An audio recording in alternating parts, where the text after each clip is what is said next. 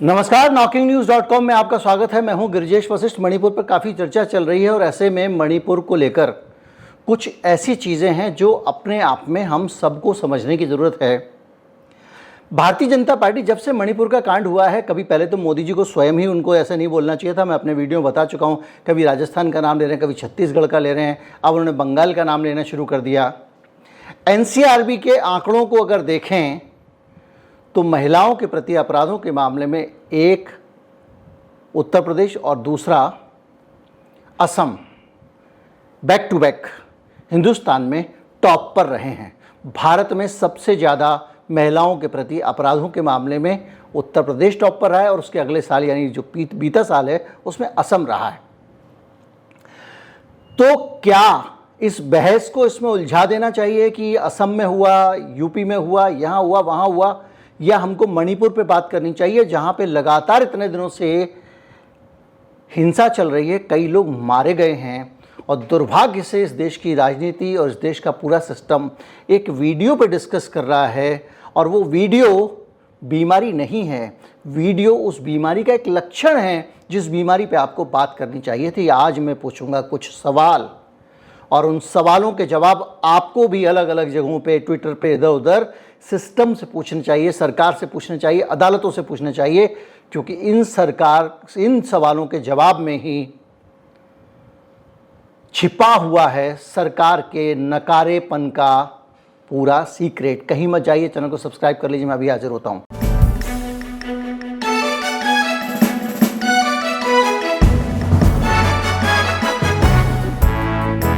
एक व्यक्ति जिसकी पत्नी को इस तरह से परेड कराई गई है, वो व्यक्ति कारगिल में इस देश की सीमा की रक्षा के लिए लड़ा था और अब उसका कहना ये है कि मैं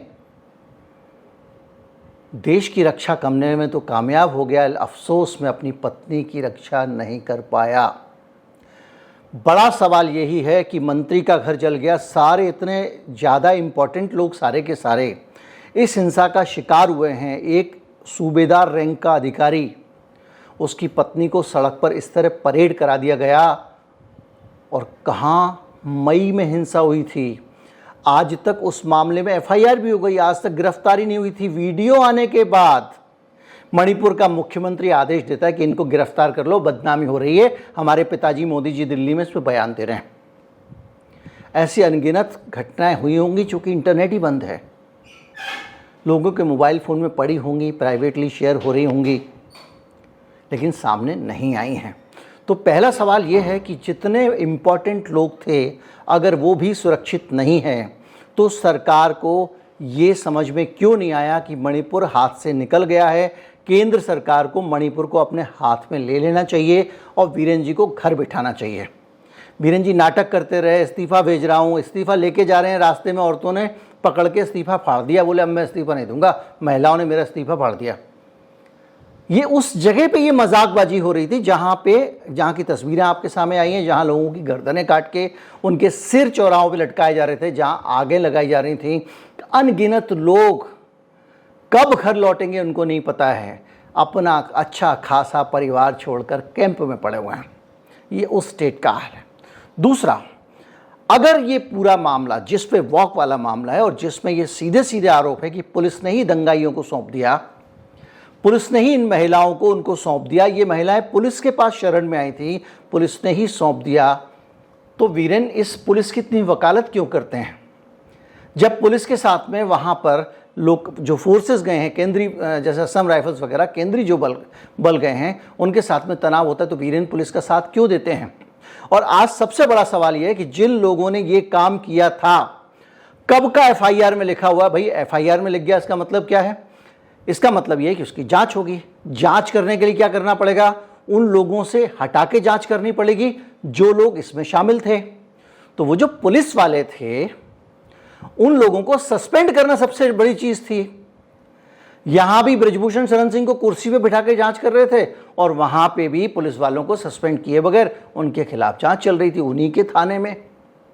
तो सवाल इस बात का है कि उनको सस्पेंड क्यों नहीं किया गया, ये मेरा दूसरा सवाल है। तीसरा सवाल है कि इतने दिन बाद गिरफ्तारी क्यों हुई एफआईआर के ये सवाल का जवाब देना चाहिए, वीरेंद्र को भी देना चाहिए, वहाँ के पुलिस चीफ को भी देना चाहिए, जो मणिपुर का पुलिस का डीजीपी है उसको भी देना चाहिए, जिले के एसएसपी को भी देना चाहिए कि अगर इतना गंभीर अपराध हुआ था, आपके पास में इसकी रिपोर्ट थी, एफआईआर थी, वीडियो थी, तो आप प्रधानमंत्री का बयान आने तक इंतजार क्यों करते रहे? आपने उस मामले में गिरफ्तारी क्यों नहीं की? एक दिन में आप 4 आदमी को गिरफ्तार कर लेते हैं और इतने दिनों में आप गिरफ्तार नहीं कर पाए। इसके साथ ये है कि केंद्र सरकार को ये जवाब देना चाहिए कि उसने वहाँ पे 356 क्यों नहीं लगाया, मणिपुर को जलता हुआ क्यों छोड़ दिया, मणिपुर की सरकार को जो अपने प्रदेश के लोगों की रक्षा करने में नाकाम रही है, जहाँ की कानून व्यवस्था की स्थिति सरकार के काबू से बाहर है, उस सरकार को बर्खास्त क्यों नहीं किया? क्या वजह थी? क्या आप राजनीतिक वजह से, सिर्फ आपकी पार्टी की सरकार है इसलिए आप पूरे लोगों को मरता हुआ छोड़े रहे? आपके अंदर संवेदना नहीं थी? आपको सिर्फ इतना था कि मणिपुर में हमारी सरकार चलती रहे? एक सवाल और, मणिपुर में जो बाहरी लोग जाकर कैंप कर रहे थे, वहाँ पे सांप्रदायिकता फैला रहे थे, लोगों के बीच में तनाव डाल रहे थे, उनमें बहुत सारे उस पार्टी के लोग भी थे जिस पार्टी की सरकार है। उन सब लोगों को बाहर क्यों नहीं किया गया और उनकी भूमिका की जांच क्यों नहीं हो रही है, तब जबकि पूरा मणिपुर जल रहा है? पुलिस थानों से हथियार लूटे गए हैं लेकिन जांच नहीं हो रही है। एक और सवाल जो केंद्रीय गृह मंत्री से सीधे के सीधे, कि आप लोगों ने जिन लोगों के साथ में समझौता किया था कि भाई आपके खिलाफ हम एक्शन नहीं लेंगे, वो सारे के सारे लोग अब तो ये जो हमलावर हैं, मैं तो यही उन पर आरोप लगा रहे हैं, वो सारे के सारे लोग जिनको आपने जेलों से छोड़ दिया था, जिनको आपने रिहेबिलिटेशन किया था, वो सारे के सारे लोग जो आपको चुनाव में समर्थन कर रहे थे, उन लोगों का रोल क्या है? और वो हथियारबंद आतंकवादी इस पूरी आग को बुझाने में भूमिका निभा रहे हैं, नहीं निभा रहे हैं? क्या वो इस पूरी घटना का हिस्सा हैं? इसको कुकी और मैती से ऊपर उठ के देखना पड़ेगा मणिपुर वालों को, और वो देख पाए ना देख पाए, सरकार को, केंद्र को तो देखना ही पड़ेगा। तो इस तरह से और भी चीज़ें हैं। आरोप लगा रहे थे आप कि जो कुकी हैं वो म्यांमार से आए हैं। मानते हैं म्यांमार में बहुत अनरेस्ट है, मुसीबत के मारे हैं, परेशानी में आए हैं, वो यहाँ आतंकवाद फैलाने तो आए नहीं थे। और फिर भी अगर घुसपैठ हुई है सीमा से, तो वो रिकॉर्ड कहाँ है? कितने लोग आए, कब आए, कैसे आए, कहाँ बसे? कहीं तो LIU की रिपोर्ट होगी, कहीं तो CID की रिपोर्ट होगी, कहीं तो इंटेलिजेंस की रिपोर्ट होगी।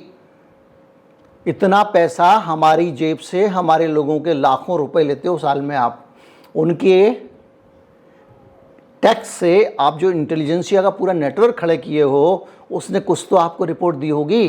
कौन कौन आ रहा है उसमें, कौन शरारती तत्व है, कौन वक्त का किस्मत का मारा आदमी है? तो वो सब लेकर क्या वीरेंद्र सिंह सोते रहे?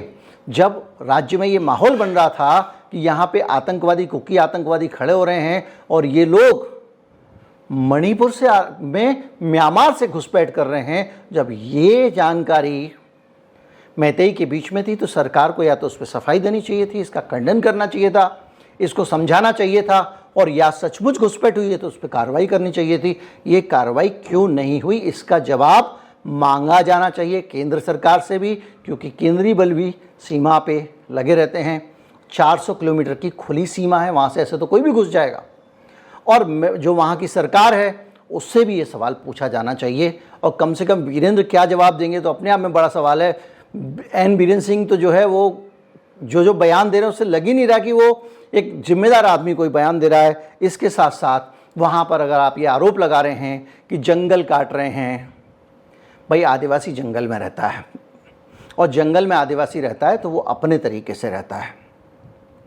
आबादी बढ़ेगी तो बसेगा तो कुछ पेड़ कटेंगे, लेकिन जंगल अगर कट रहे हैं और सिस्टमेटिक तरीके से जंगल कट रहे हैं, वहाँ पे अफीम की खेती हो रही है, तो भैया आप सरकार चला रहे थे, आप क्या कर रहे थे?